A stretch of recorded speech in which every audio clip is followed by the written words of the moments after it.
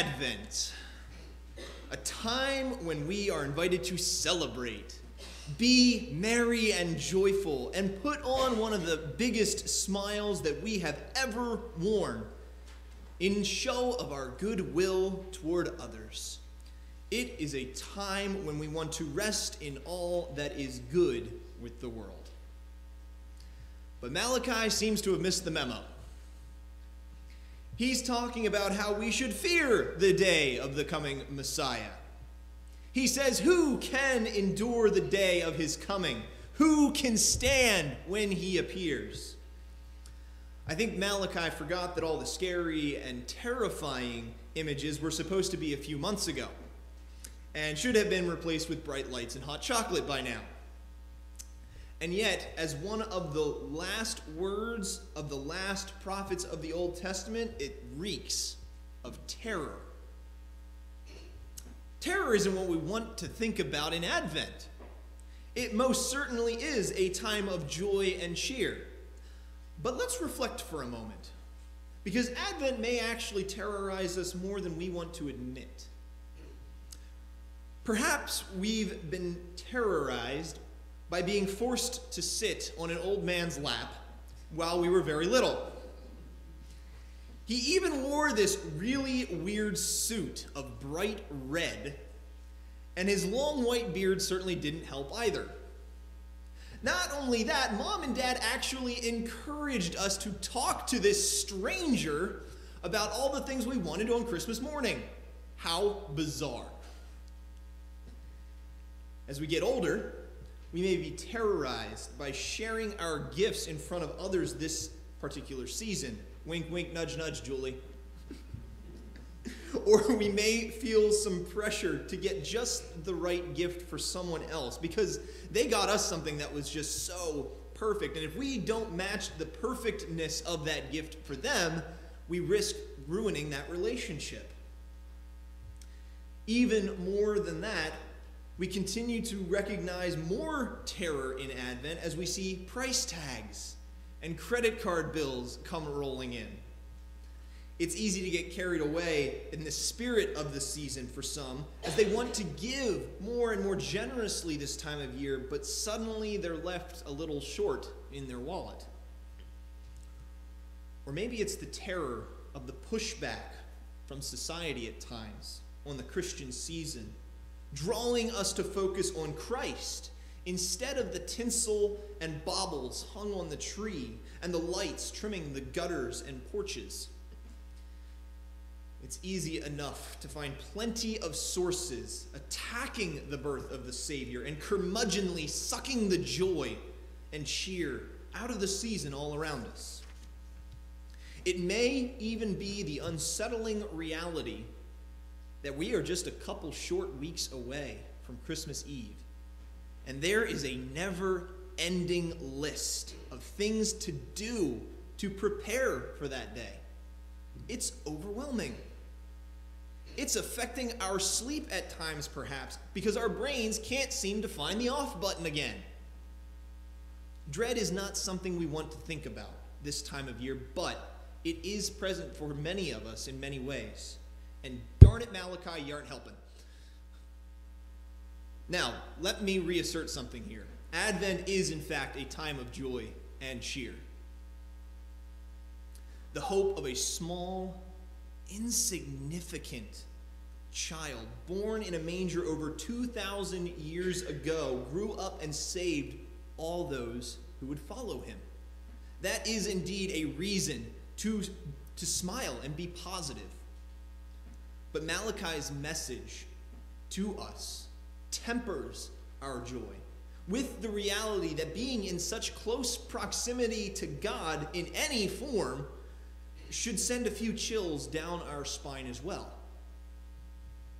During Advent of 1928, Dietrich Bonhoeffer preached a sermon in Barcelona in which he spoke about the emotion for this season. I think very well captures maybe what Malachi is trying to remind us about. This is what Dietrich says. He says, "It is very remarkable that we face the thought that God is coming so calmly, whereas previously peoples trembled at the day of God. We have become so accustomed to the idea of divine love and of God's coming at Christmas that we no longer feel the shiver of fear that God's coming should arouse in us. We are indifferent to the message, taking only the pleasant and agreeable out of it and forgetting the serious aspect, that the God of the world draws near to the people of our little earth and lays claim to us. Bonhoeffer and Malachi are starting to sound a little bit like Ebenezer Scrooge, aren't they? You can almost hear the bah humbug at this time of year from them. But neither are trying to necessarily remove the joy that God brings us. They are simply trying to remind us that our hope has to be coupled with a stark reality that God's Messiah brings with him. Now, just who was Malachi anyway? Who was this stinking old guy that thinks he knows how to tell us what to think? And what is going on around him that drove God speaking through him? Well, for starters, Malachi is our last prophet in the Old Testament. He is the last voice we hear before silence for hundreds of years before Jesus. His ministry took place about 460 BC, almost 100 years after the people of Judah had returned from Babylonian exile, and more than 50 years after the temple had been rebuilt in Jerusalem. Now, some of the people of the day had hoped, even expected, that because the temple had been completed, that finished building would launch a new era where Judah would return to her former glory and independence, and God would reign supreme once again with his people. But that didn't happen. And the people had to deal with the fact that they would remain subjects of the Persian Empire, and their land was essentially the backwater. As the good had not happened as expected, you can imagine the people's attitudes quickly returned to those of their predecessors. Worship and life became sloppy once again. Rather than offering unblemished and perfect sacrifices to God at the temple, people would bring the least desirable of all their animals to offer. Why should God get our best if he doesn't seem to be giving us his best? The people probably thought.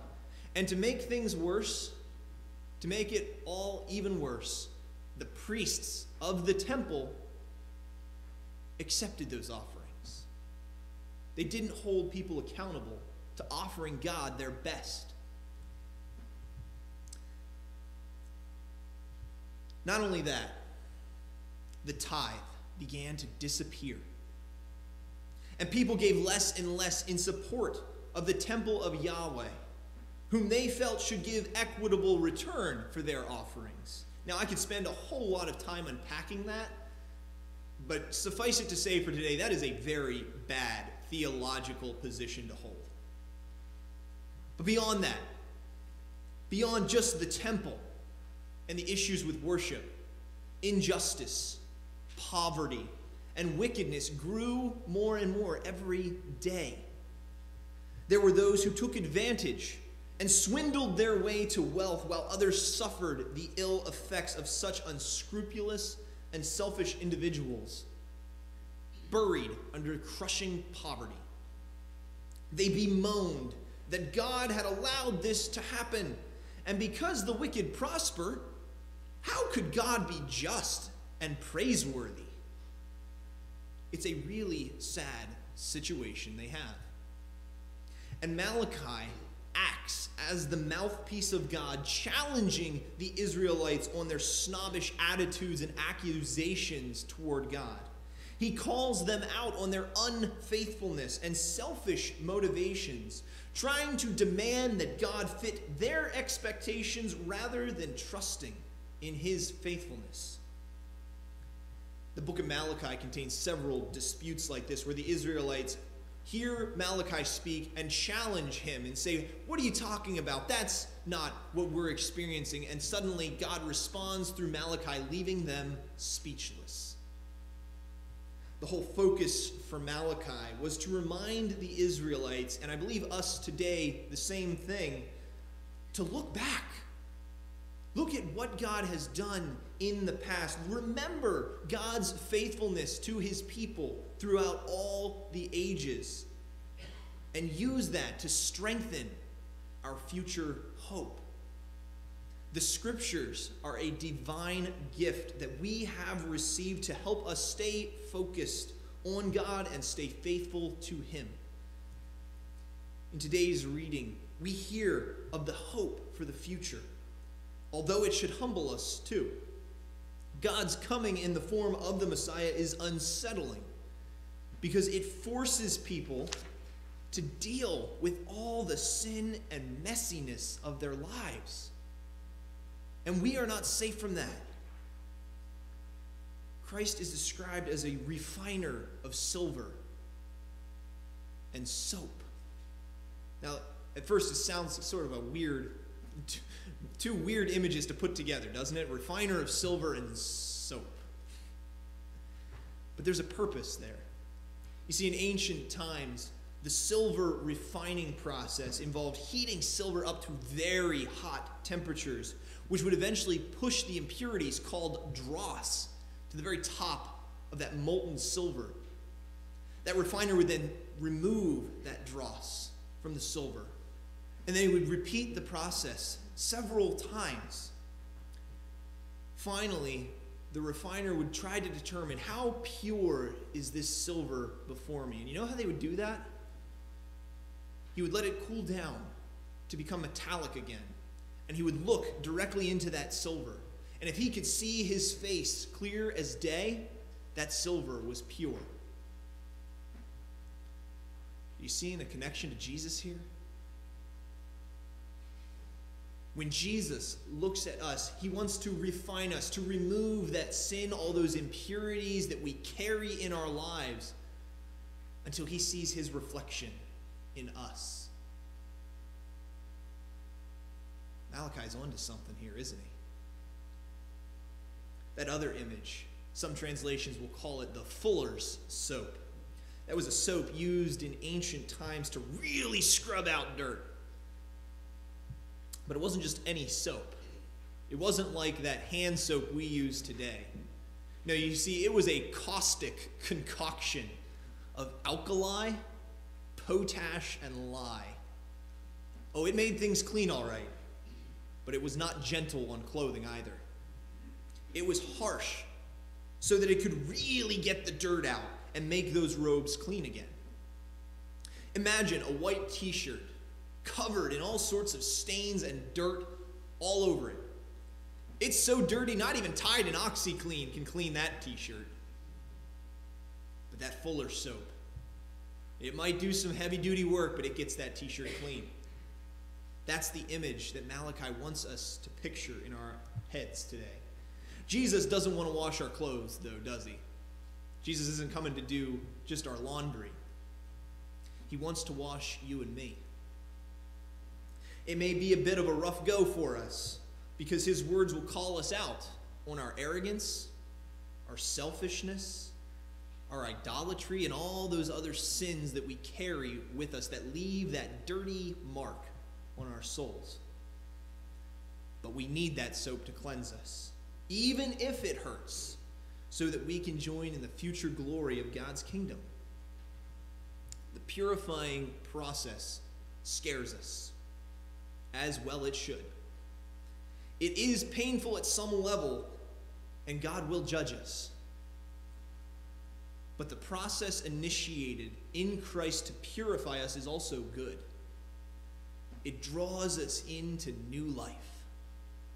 Advent is a time for joy and cheer.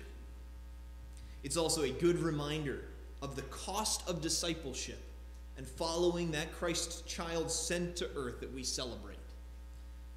So I invite us this Advent to feel the fear and let it pierce through the distractions of lights and decorations. Let it humble us to know Christ more deeply and richly as a purifying force in our lives. And as we wait with anticipation of his return that is coming soon, let us reaffirm our desire to be cleansed of sin throw off the chains that bind us, and submit to his reign in our lives. Amen.